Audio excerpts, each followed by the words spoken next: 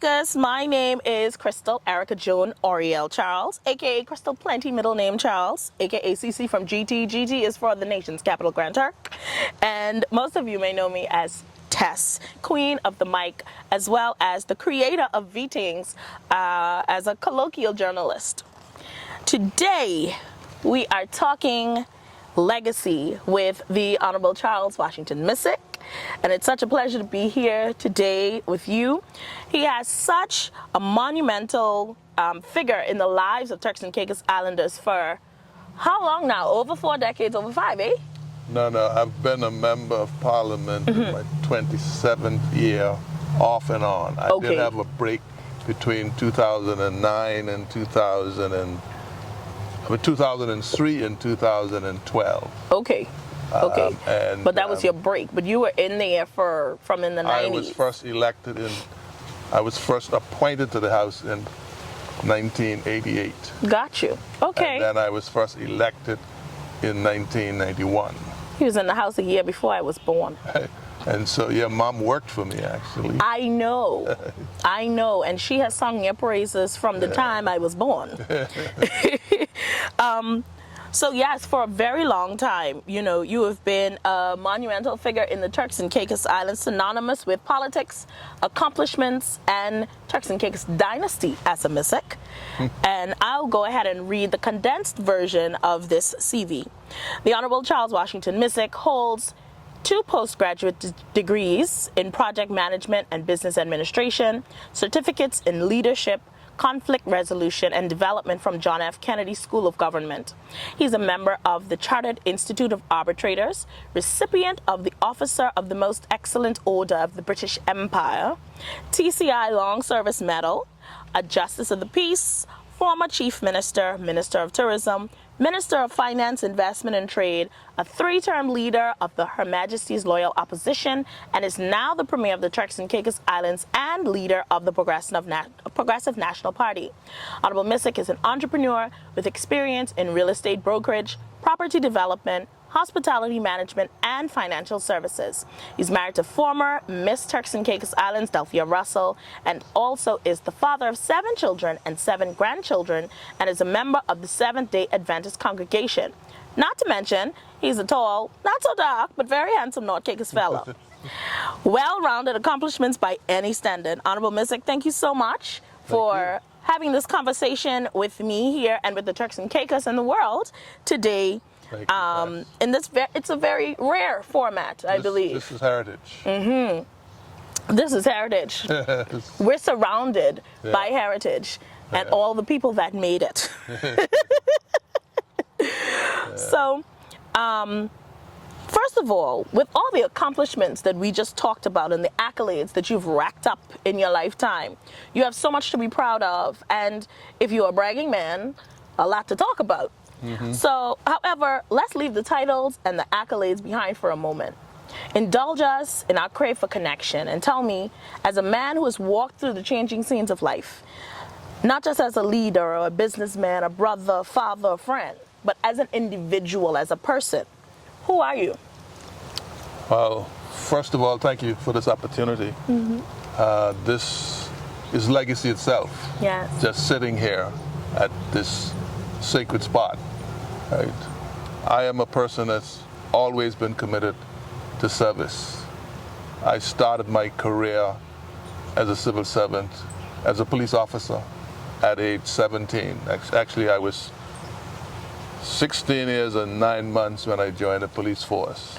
Okay. And I spent 3 years as a police officer, mainly in South Caicos and in Grand Turk. That's where I started. And as an adult, I finished my high school education in Jamaica because I went to I guess it was an all-age school in North Caicos at the time. Okay. I joined the police force, and during the time I was there, I matriculated I gained some GCE passes in order to try to matriculate into college. Okay. And what I did is I packed my cap with books at night I did a program from a college then in the UK called the Rapid Results College. Okay. That prepared people for GCE and other courses. So I'd stack my hat with my books and I would stand under there was an old safe just outside of Timco. I would sit there in the night and I would read and work because there was no crime. Right. And so I would sit there for hours and work. Then I would go on the beat for an hour or two, come back, and between the beat and my studies on patrol and in the police barracks where I lived, I was able to get through a couple of GC programs, West Indies history, religious knowledge, and English language, but that was not enough to get me into college. So I went to West Indies College in Kingston, in Mandeville, now the University of Northern Caribbean University. Okay. And I spent a year in high school at 20 years old. Wow. 2021. And then I matriculated into the College of Art, Science and Technology, now the University of Technology in Kingston. I did commerce and a general science paper, and I got my A-level in economics, and I went to CAST, which is now the University of Technology. I spent 4 years there. Okay. 3 years actually, and came out with a associate degree, what is called a diploma in business administration, with a concentration on accounting and auditing. And I went to work for Coopers and Lybrand, who is now the Coopers in the name PricewaterhouseCoopers. Oh. I worked for them for a number of years before I came back home. And then I worked for myself. I used to be the itinerary accountant for Pine Key. I did the work for what used to be called PPC, now Fortis. Fortis, yeah. The liquor company Carib West, the Arabis, and the Turtle Inn.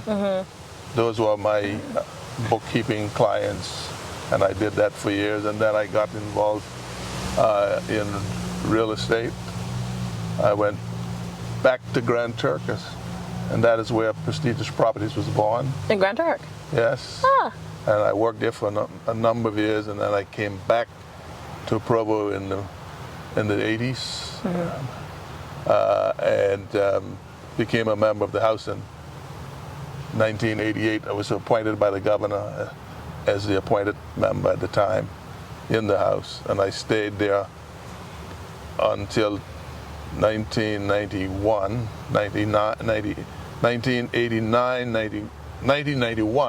As an appointed member. As an appointed member, and then being the PNP at heart that I was and am, I was always associated with the PNP, and so I was elected as lead of the party. And then, being lead of the party, I took the party in 1991 into elections and was successful. That was my first term as chief minister between 91 and 95. So that's the beginning of my political career. Okay. Previous to that, between 1980 and 1980, I was a campaign manager for the Progressive National Party, and we won the election. In 1984, I was again the campaign manager, and we won the elections. And then in 88, I was appointed to the House by the governor. Wow. So honestly, your roots are as deep as these trees in here when it comes to the party anyway, the PNP party, for sure. But from what I'm hearing, who you're describing, the things that you did from an early age, you were a very determined individual. You knew that you had more ahead of you than I guess what was readily available as an opportunity to you here in Turks and Caicos. Well, people my age and maybe slightly older and slightly younger would remember my roots. I mean, I grew up in North Caicos. As I said, my parents were subsistence farmers. Yes. My dad fished. As a young boy, I grew up in the boat with my dad every weekend, sailing to South Caicos to pick up supplies for the shops. We went fishing, caught turtles, and sold them to South Caicos. So I dove lobster. I did everything. I worked in the fields with my parents. Yeah. And I value some of the most valuable experiences that I had was actually in the sailing and fishing and doing field work. Right. But I also served in civic organization. I was president of the Chamber of Commerce. I served on the first committee in 1980 that established the first company ordinance. And I believe that is where the governor, Bradley, who was the governor at the time, and who was the governor who appointed me, I think that is where we first met. When we were actually discussing the company's ordinance, and that is around that time is when the financial services, corporate management services to the international community was launched. And so I had a corporate management entity called CWM, Caicos Worldwide Management, which is a play on my name. Okay. And I sold it in 1983 to my good friend Bill McCollum, who actually came here in 81, 82. I don't remember. I think he came here from Bermuda around 82, 83 sometimes. I don't quite remember. But so I've been involved in many different aspects of the civic and public and commercial life of these islands from a very tender age. From a very tender age. So who we see now is who you've always been. Well, who we see now is a conglomeration of experience, expertise, determination, and hard work. You know, and as I said, I got I was grade educated in North Caicos. Yes. I went to West Indies College, finished my high school education. I went to the University of Technology to get my qualification in business. Right. And apart from that, everything I've done has been self-taught. You know, the 2 postgraduate degrees that I have, I got them externally online with minimum residential attendance, yeah. and then in August of 22, I was awarded a graduate doctorate degree by Northern Caribbean University for my in 2022? Yes. How we ain't on but there? You shy? No, I'm not shy, but I don't believe in blowing my own. You don't toot the horn too much. No, I don't do that. Okay. I think I believe in under promising and over delivering. That's my. I totally get that. As I would say though, like as a millennial, as someone who doesn't necessarily know all of the details, who wasn't there, I think that personally, Turks and Caicos Islanders, we have an issue now with passing down the information of the people and the movers and shakers that came before us. We don't necessarily know. People of a certain age don't know. And it's great for us to know because it inspires us to know, you know, you can't be what you can't see. And we can see that you're in a position, but we don't necessarily know, you know, they say that the sum of the man is the actions. We don't know the actions that you took to get to where you've been and even why you won the awards or been awarded the things that you have. So not necessarily bragging or tooting, but I'm so glad that you're here right now so we can give this background to the world because we love learning these things about us because you are us. Yeah. You know, so all the great things that you have inside of you and that you've done for the Turks and Caicos and in the Turks and Caicos, we also have inside of us and have the capabilities to do as well. I just wanted to ask a question. You talked about, you know, fishing and diving and subsistence farming and all of these things. I do know that sometimes we see outcome, which is greatness. I wanted to know, What propelled you more? What feeling was it? Was it, hey, the bedrock has been set and I can keep climbing atop this, or it's, I don't want to do this, so let me make sure I do something else so I can, elevate myself? And was it more of disdain or just inspiration itself? All of it was inspiration, obviously, but you get what I'm saying, right? Yeah, no. Early in my life, once I entered the police force and start to study on my own through Rapids Results College, and get an exposure. Before I left North Caicos and went to Grand Turk to join the police force, I had traveled mostly between, my world was between North Caicos and South Caicos, North Middle South Caicos. One trip overseas to the Bahamas. I'd never gone anywhere before then, not even to the United States. Okay. Right? My focus was, but I knew as a police officer that I want to serve people. And so I was fascinated with being an economist before I even knew what that was. Then I became interested in institution building. And so, and along the way, with the many people that I've worked with in the public service, in the government, we have been able to achieve a lot.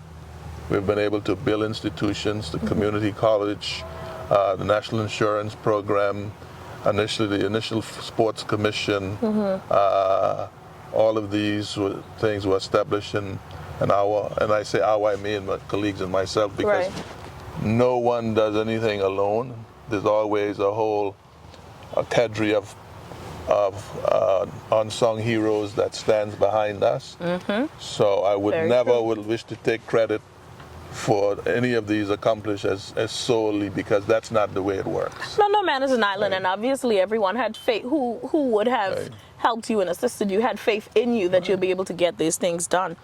Talking about that, I want you to tell me, I know you don't like to toot the horn, but I'd like you to just let us know, what is your most notable personal achievement, and what, in your opinion, is your most notable or impactful achievement as a public figure? Well, I would say that my most personal notable achievement, and I want to give you two things. One is the struggle that I went through, and the ability and the ability to have achieved the academic qualifications that I have achieved. Yes. And that was a result of many hard nights. There were nights when I didn't sleep. Okay. There were times in Jamaica, for example, because I didn't come from a rich family. There were times in Jamaica when I was the only person on campus at Easter time or some other time, because I didn't have nowhere to go. And there were times when I slept on my stomach because I didn't have anything to eat either. Oh man. And I slept on my stomach because I was so hungry to lie on my back. Right? Okay. So to have gone through that and accomplished what I have accomplished through the assistance of family, and I think that is my first greatest personal achievement. And the other one would be the ability to have supported my kids, and every one of my children have gone through tertiary education. They are scattered across the world, living independently of me. Yes. And so I believe, like Khalil Gibran said, your children are not yours, they belong to the world. And so you pour into them and then you let them go. And that's what I have done. And so to me, that is my second greatest personal achievement. Yes. And in terms of my single most, I continue to build institutions. Yes. Right? But I believe the original institution that I was a part of, not solely, because like the Bible say, one person planted and somebody watered and the other reaped. Yes. So there are a lot of people who had a hand in establishing the first national pension program of the TCI, which is the National Insurance Plan Yes. that benefits a lot of people. And sometimes when I walk through the islands today and people see me and they say, thank you for assisting and establishing the NIB. Because of that, I now have a pension. And there are people who have said to me, I didn't understand what was happening at the time, and I was in opposition to it, but now I understand. That happens a lot. So those would be, despite other achievements, Yes. those would be the two personal and professional achievements that I'm most proud of. And again, I emphasize that they could only be achieved by the assistance of others. Yes. Wonderful. Well, thank you for those answers. I have something else. I think you touched on it a bit. You would have alluded to it. However, I want to ask you point blank. So there's a lot of buzzwords and phrases that are floating around these days with bendable meanings that persons of depth tend to kind of run away from. However, there are a few exceptions, one of them being purpose. In all the seasons you have passed and the achievements that you have made, what are your thoughts on purpose, and do you think that you identified and fulfilled yours? Well, two things. One, I think it's important for young people to know early what they want to achieve in life. Okay? I remember as a college student, I had a poster which I crafted myself and placed over my bed that says, single-minded pursuit of a long-term objective should not be sacrificed on the altar of short-term expediency. How old were you when you did that? I was an adult. I was in my 20s. Okay. Right? But that has always driven me. That has always been my guiding purpose. That never to sacrifice the long-term objective to short-term expediency. And so purpose, like the North Star, it never changes. Right? You may decide not to sail towards it, but it doesn't matter because it's not going to change. Right. Right? So there was a short poetry or whatever it's called that we used to say in primary school or taught in primary school. Live for something, have a purpose, and that purpose keep in view. I don't remember the other line, and that's not the total of it. And that has always resonated with me too. You have to have a purpose. You don't have a purpose, like they say, if you don't have a plan, any road will take you there. So purpose is what drives people. Right. You know, and purpose must also be tempered with value, because sometimes we're over ambitious. We have the wrong ambition.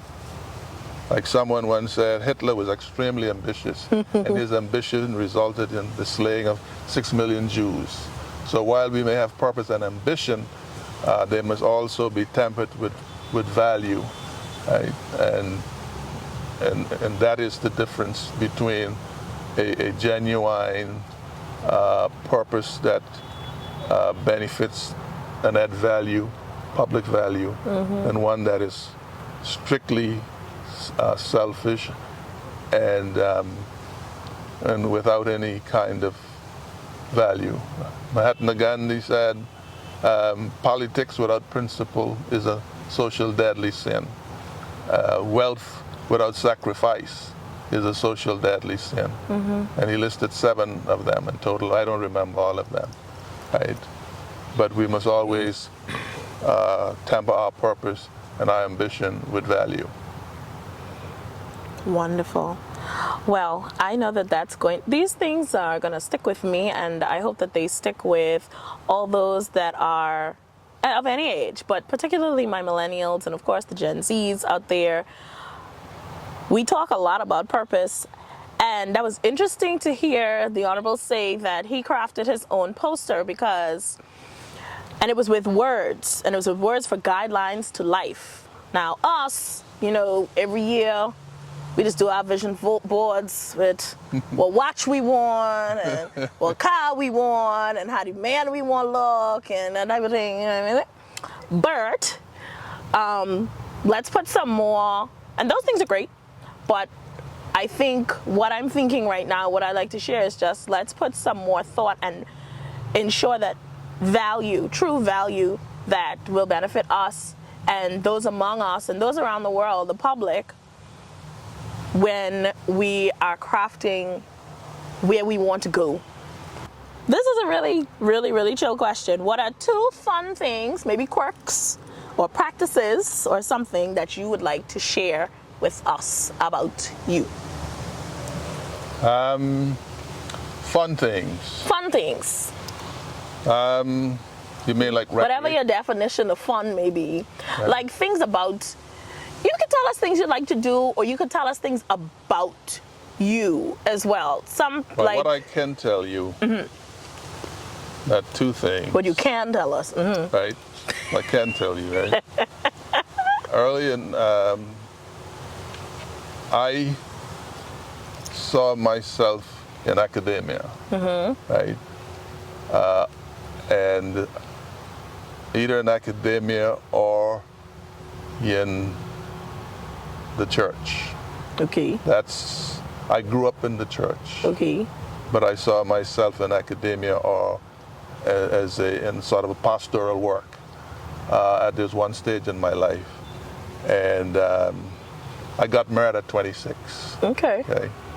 And I didn't expect I would be a father at 27, because I always thought I would put that off because till I achieve all of my academic dreams. God, don't work like that. Well, I didn't have the discipline to. I'm sure somebody is thanking you for that. Yeah, but I am happy that it says something say God, man proposes and God disposes. So Hello. that's the way it worked. But but that is where I wanted my life to go. You wanted to be a pastor, or I wanted to be I wanted to be in academia, like a lecturer or a pastor or something, because I thought that fitted my personality more at the time. When I decided I wasn't going to be an economist, because there's this saying, give me a one-handed economist, because the economists all say, on this hand, this will happen, and on the other hand. So I decided an accountant was a one-handed economist, so I went into that. But in terms of my, the things that, I love to read. I mean, I'm not, my sport in college was wrestling. Okay. And and I played a bit of tennis when I was younger, but I've always enjoyed swimming as my main activity. So. Do you get to do that often? I used to do it, like going swimming 5:30 every morning. Okay. But these days I get up early, but I end up at my desk, which is not good. And that up to a year ago, I was still going in the gym, but all of a sudden, my workload got so intense. Yeah. That I end up taking work home and working late and getting up early and working and stuff like that. But no, I'm a reader, and I like, obviously, I like global events and politics. So, and I look with interest at what is happening in our world, where we are being lectured by countries that have no standing to lecture us, except that the fact that they are powerful and their whole system, of governance is not one of equity and equality, and a system that we see happens in the United States where the have-nots suffer. I like the sort of a Christian democratic system in Europe where the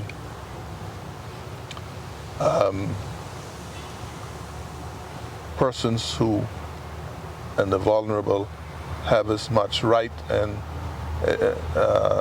to be provided for as the entrepreneur. So that's where I stand. And I don't know if there's any quirk in there, but I think we figured out you're not a very quirky guy, but we love you anyway.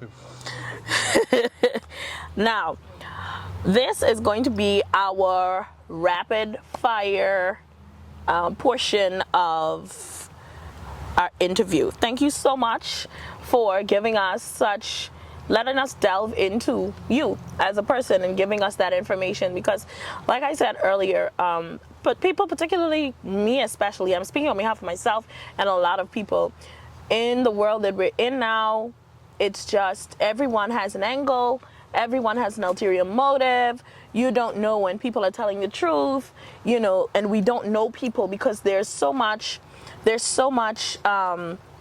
socializing but no connection. So we're happy to connect with you, who is our leader, who is us, because we're connected to you whether we want to be or not. You are our leader. So it's been wonderful getting to know you on a deeper level, on a more personal level. Now we're going to get to know you even more. all right. You cannot skip any of these questions. Okay. You must pass go and collect your $200, okay? Now, these are rapid fire questions. You're going to give me the first thing that comes to your mind. There's no need for explanation, nothing. You're standing on business, all right? So the first question is, what is an interesting fact you learned recently? How rapid? Very small, quick fact. Right. Well, not so recent. Okay.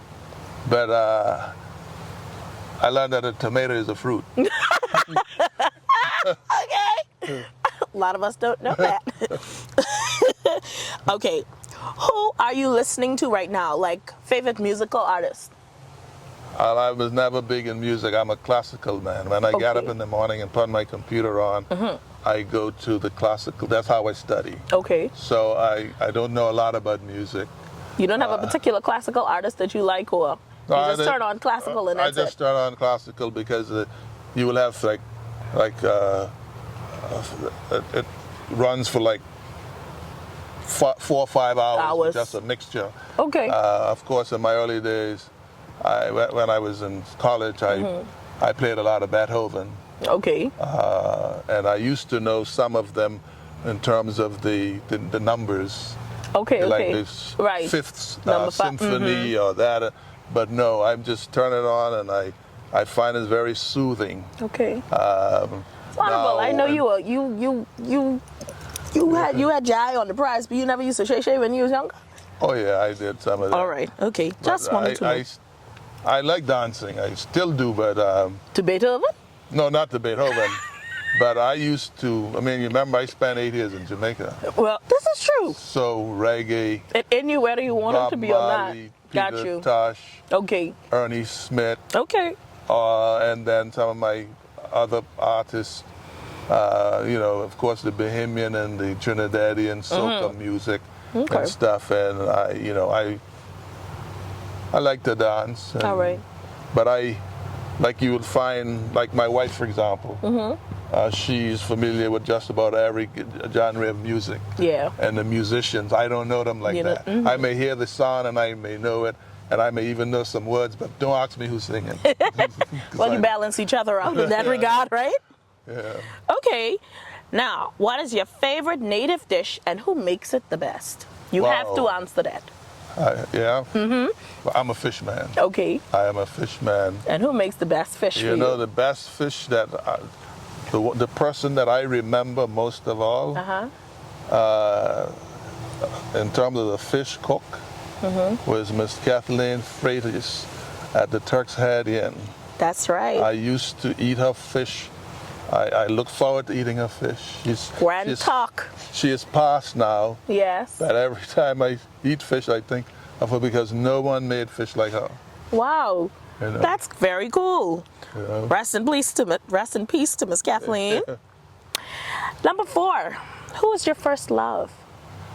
I can't call name, but I grew up. Mr. Don love that. I grew up in North Caicos, and everybody in North Caicos is related. So we all have puppy love. I see. So I did have a puppy love, if you could call it that, who was my cousin. Okay. Well, my daddy Bob's married his cousin, so I mean, I got you. But my second love was a little more real, but And farther away from the bloodline. a little farther away from the bloodline. But love in those days when I grew up was not like here. No. No. Yeah. I grew up in a family where you would. Love was responsibility. I strayed a bit from that. I grew up in a family where, first of all, you can have a girlfriend at a certain age, but you don't sleep with anyone until you marry them. Okay. That's the environment I grew up in, and so we've come far away from that now. Okay. But yeah, I got emotionally or intimately, or what you may say, involved late because my focus was on my studies. Studies, yes. And in fact, I lost a few girlfriends because I wasn't paying enough attention to them. But so I would say my former ex-wife would be my first real love. Okay. Who's your favorite sibling and why? Now you can get me in trouble. They don't know? It's not a well-known fact? I could say my favorite sibling is dead. My big sister, my oldest sister, Linda Lane, Gardner, Donnie, and Lyndon's mom. She would be my favorite sister, and she would be my favorite sister, and my sister who lives in England, Joanne, who is Tracy and Sarah's mom. And the reason why I had 3 sisters before I came along. Okay. So they were kind of surrogate mothers. They took care of you. That's why you like them the best. Right. Got you. So that's, and I have a sister who's too close in age to me to have taken care of me. So. Okay. Have you ever connected with someone without saying a word? All the time. Really? Yeah. All the time. Sometimes I connected with several people all the time without saying a word. You know, in my work, I meet brilliant people, and some of them are young people, and some of them are entirely wrongly placed, even in the public service. When I look at what their capabilities are, and I am absolutely impressed. Yes. Speaking of which, number 9, what is the crackiest thing you did for a woman?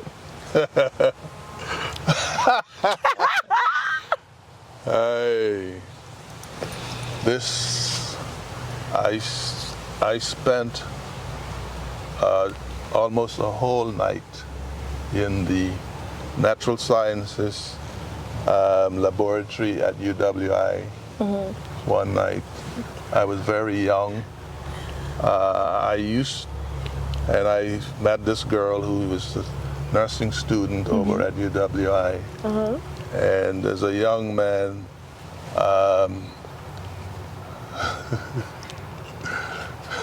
Don't get shied out.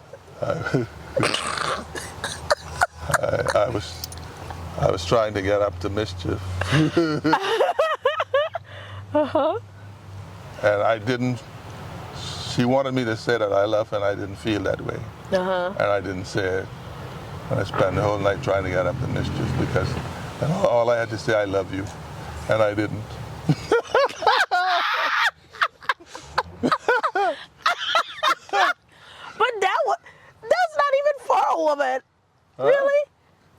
for me, I guess. That was for you. Well, I said the crackiest thing you did for a woman. That was what you do for yourself. Okay. Oh my goodness. Okay, well, what I did for a woman, the crackiest thing I ever did. I don't know. I did so many. I do it all the time. Okay.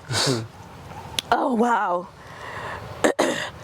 What is something in your life that you love to That's share? probably the quirky thing that I didn't answer earlier. What is it? The last answer I gave you. Oh. Oh. Listen.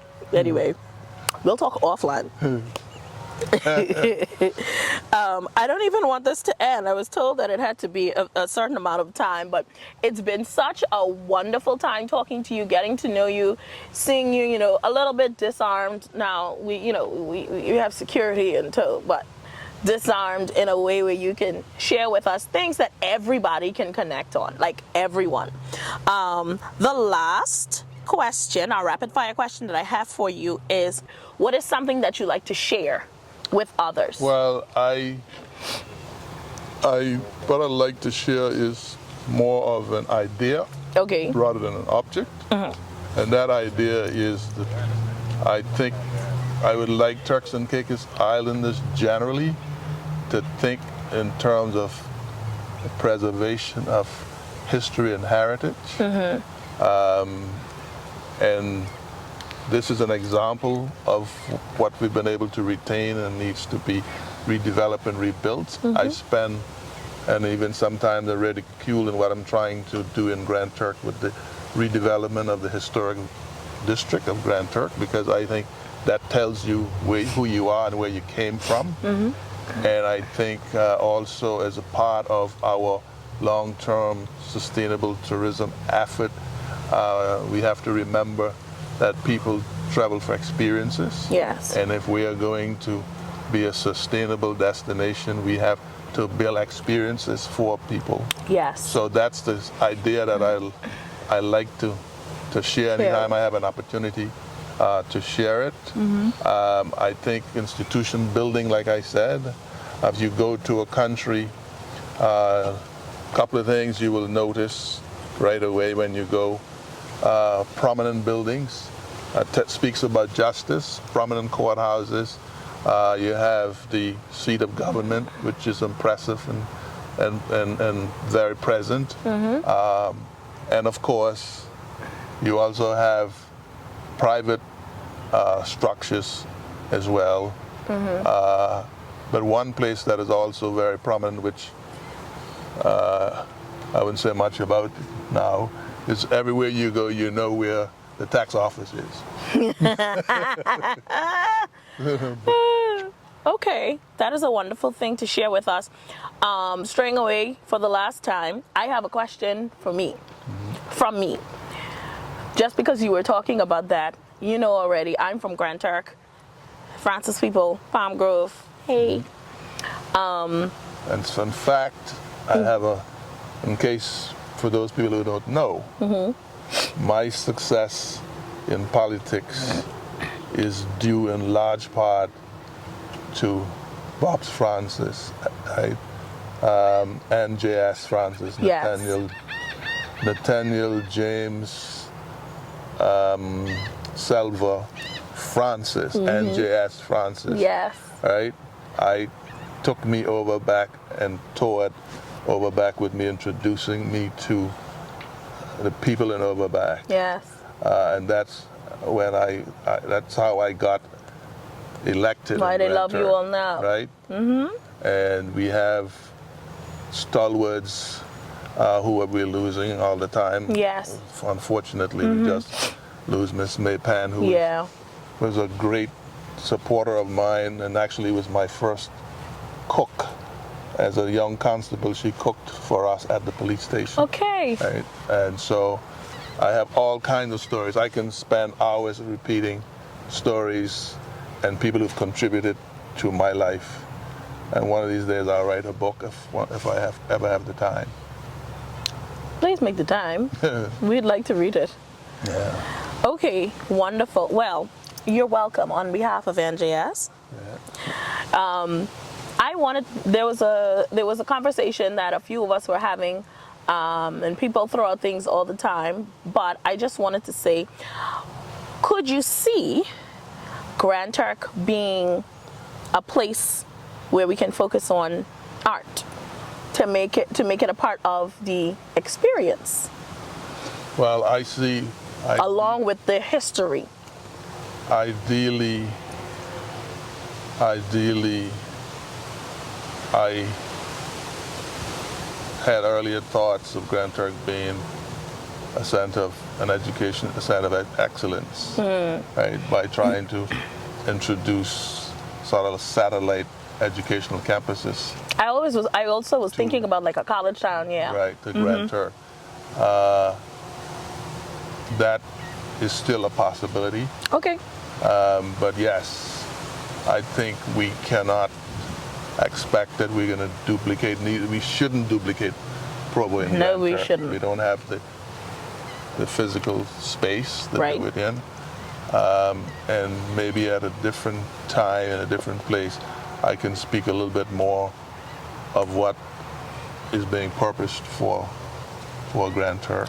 No There's problem. certain things in the pipeline at the moment that it would be premature to speak about. You know. Just wanted to get your take to see if it was something that you would say yes or no to. This is all about getting to know you. I just threw that in there because, I got you here. Yeah.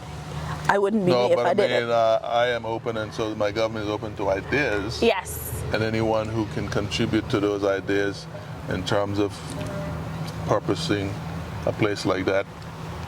Because right. it's a historical, it's just have so much history. Yes. And we've lost some of our old structures and stuff, which part of my plan and that of my colleagues is to rebuild some of those in the same architectural vernacular that they were in originally. Wonderful. Yeah. Well, we look forward to that. We look forward to all of the wonderful things that you and the government of the day have in store for us. And I have had such a wonderful and enlightening time here with you. Again, a lot of times we see the titles. When we look at people and we see titles and we don't see them, we don't feel and see the humanity, we don't see the experience that's culminated into this one body and into the person that is in front of us. We don't hear you as a person. We see you as a figure and as a title. For many of your colleagues as well, it is the same thing. And I hope that this short interview has brought a lot of humanness to you, and that we start thinking of the people that, yes, serve us as us and not just the people who serve us. You understand? So there's a time and place, and today was the time to get to know our leader, to get to know not just our leader, to get to know this man of the Turks and Caicos Islands, the Honorable Charles Washington Misick, my mommy good washi.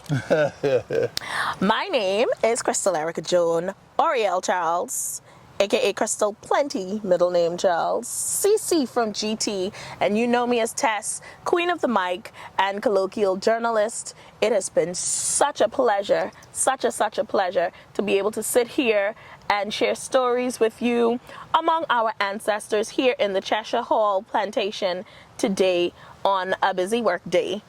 Thank you for taking the time out, and I hope that we can do this more and more. And I hope that we can also do this, with you guys, with all of you, with the colleagues, and that we can bring back the community to the Turks and Caicos. Because if we don't see each other, hear each other, and touch each other, that's how we drift apart, and that's how we have so much, animosity and push and pull between us. We grow as a country, and we still need to grow as a community. So thank you so much, Honorable, for coming and doing this. Do you have any last words for the people?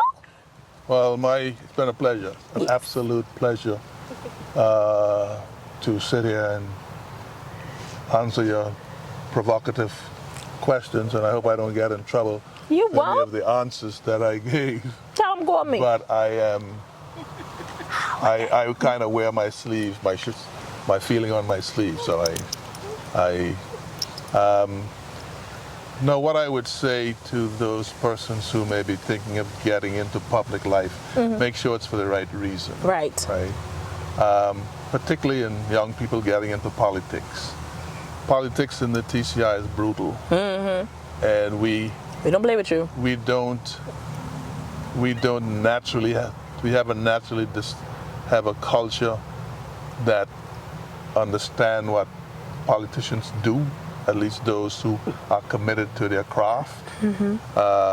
And so once you enter politics, you become damaged goods because you're looked at in jaundiced eyes. So I would say to young people who are thinking of coming into politics, be sure you have a bridge to cross back over, because there's a tendency today in TCI and in other places not to get behind the story, the issues, why things happen and why things do not happen. And people operate strictly on their emotions. Yes. And that's human nature, so I'm not blaming them.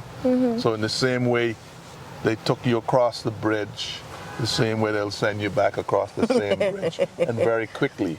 And when that happens, you should have something to fall back on. So I would say build a solid career, Yes. or have a business or something that you can go back on, because the chances of you being employed once you've entered politics in TCI is very little, very small. So you could actually create a very difficult life for yourself.